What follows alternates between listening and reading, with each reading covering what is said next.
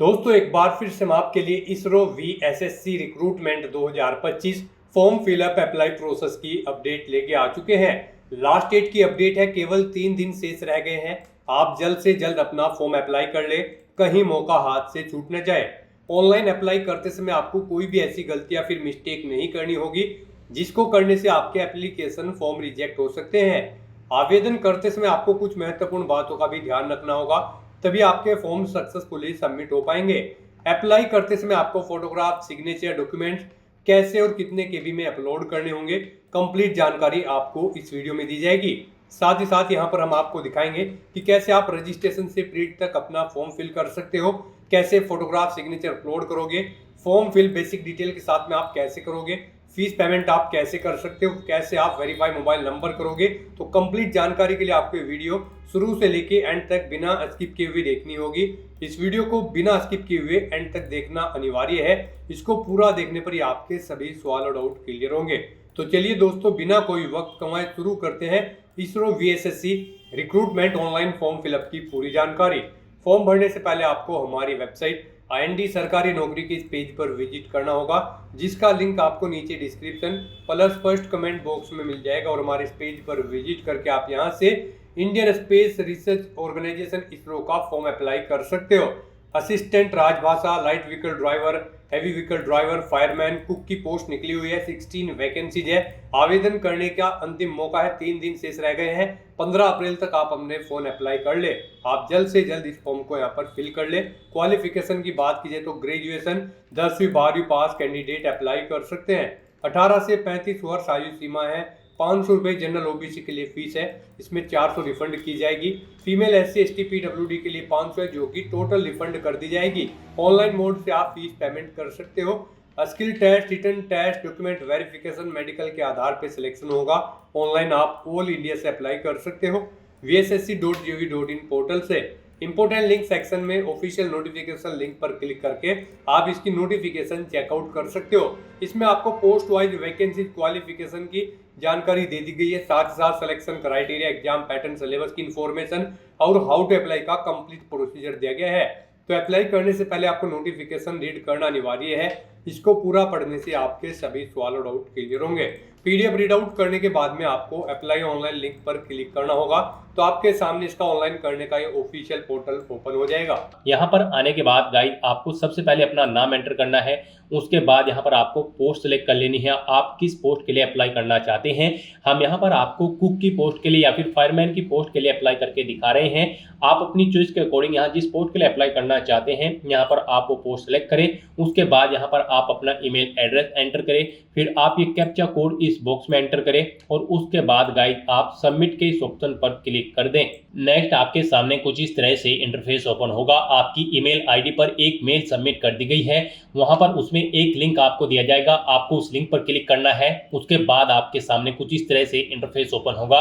यहाँ पर आपको पोस्ट का नाम शो कर दिया है जिस पोस्ट के लिए आप अप्लाई करने जा रहे हो, और बाकी की डिटेल आपको यहाँ पर प्रोवाइड करा दी गई है जो आपने फिल की थी। और यहाँ पर बस अब आपको कंफर्म की इस ऑप्शन पर क्लिक करना है। नेक्स्ट आपके सामने कुछ इस तरह से इंटरफेस ओपन होगा। अब यहाँ पर आपको अपना फोटो और सिग्नेचर अपलोड करने हैं।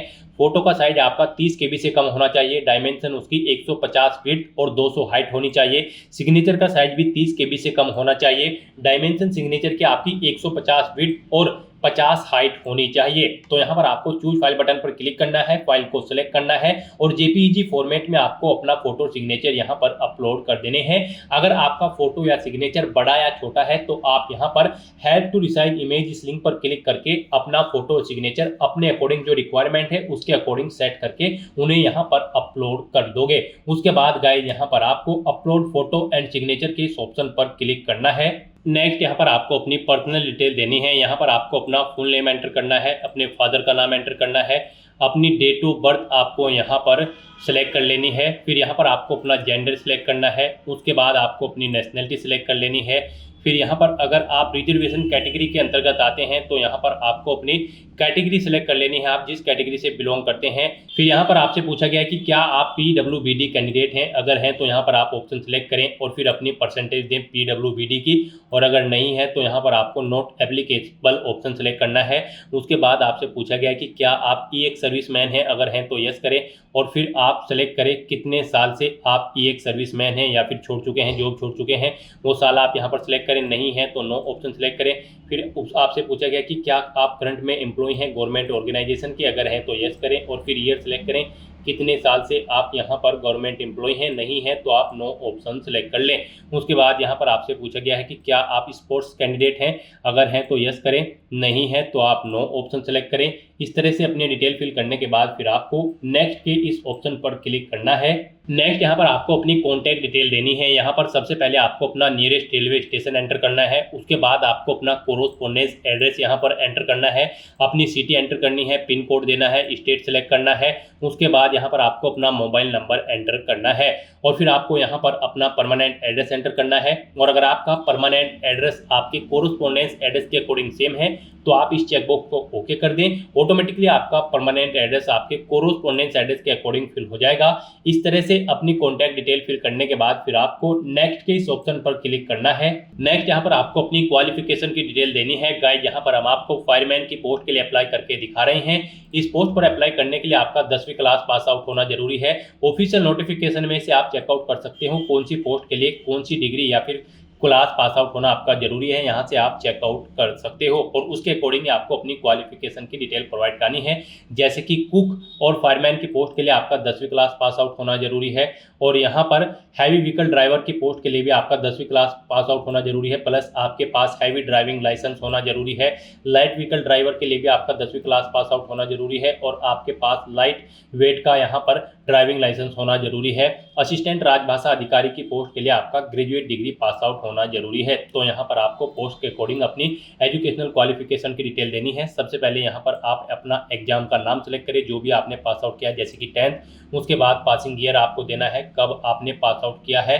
फिर यहाँ पर आपको बोर्ड का नाम देना है, किस बोर्ड से आपने अपनी 10वीं क्लास पास आउट की है, आपके मार्क्स परसेंटेज में है या फिर सीजीपीए में, आप ऑप्शन सेलेक्ट करें। परसेंटेज में अगर हैं तो यहाँ पर आप बताएं 100 में से कितने परसेंट मार्क्स आपने ऑब्टेन किए हैं। फिर यहाँ पर आपसे पूछा गया कि क्या आप यहाँ पर फिजिकल फिटनेस और एंड्योरेंस टेस्ट के लिए सेटिस्फाई हैं, तो यहाँ पर आपको ये सी ऑप्शन सेलेक्ट करना है। इस तरह से यहाँ पर आपको अपनी क्वालिफिकेशन की डिटेल प्रोवाइड कर देनी है।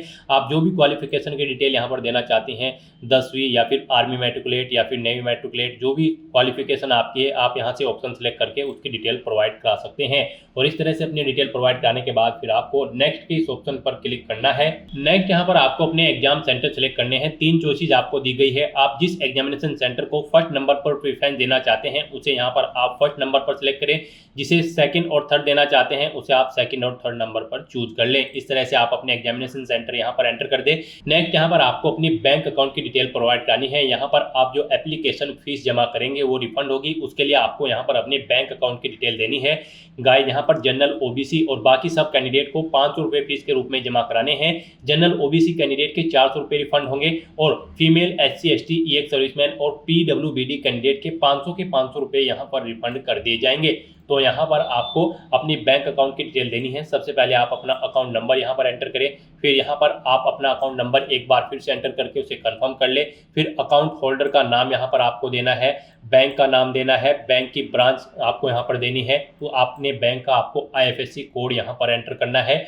उसके बाद यहाँ पर आपसे पूछा गया है कि क्या आपको प्रीवियस एम्प्लॉयमेंट एक्सपीरियंस है। अगर आपको एक्सपीरियंस है तो यहाँ पर आप बताएं कितने ईयर का आपको एक्सपीरियंस है, कितने मंथ का। और एक्सपीरियंस नहीं है तो आप इस सेक्शन को ऐसे ही रहने दें। उसके बाद यहाँ पर आपकी अगर कोई अदर रिलेवेंट इन्फॉर्मेशन आप देना चाहते हैं तो वो यहाँ पर आप प्रोवाइड करा सकते हैं। एडिशनल क्वालिफिकेशन कोई देना चाहते हैं तो वो दे सकते हैं। फिर यहाँ पर आपसे पूछा गया है अगर आप सिलेक्ट हो जाते हैं तो फिर आप ज्वाइन करने में, इस जॉब को ज्वाइन करने में कितना समय लेंगे, आप यहाँ पर बताएं 1 महीना, 2 महीना या फिर 3 महीना, अपने अकॉर्डिंग ऑप्शन सेलेक्ट करें।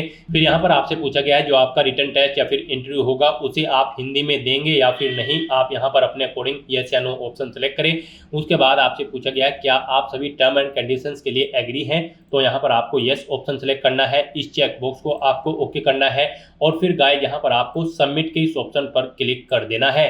नेक्स्ट आपको आपके एप्लीकेशन फॉर्म का पूरा प्रीव्यू यहाँ पर शो कर दिया गया है। आपको सभी डिटेल केयरफुली चेकआउट करनी है, पेज को नीचे स्क्रॉल डाउन करना है।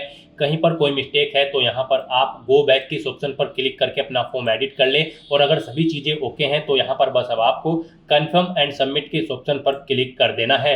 नेक्स्ट आपके सामने कुछ इस तरह से इंटरफेस ओपन होगा। यहाँ पर आपका एप्लीकेशन फॉर्म सबमिट हो चुका है, लेकिन यहाँ पर अब आपको अपना मोबाइल नंबर वेरीफाई कर लेना है।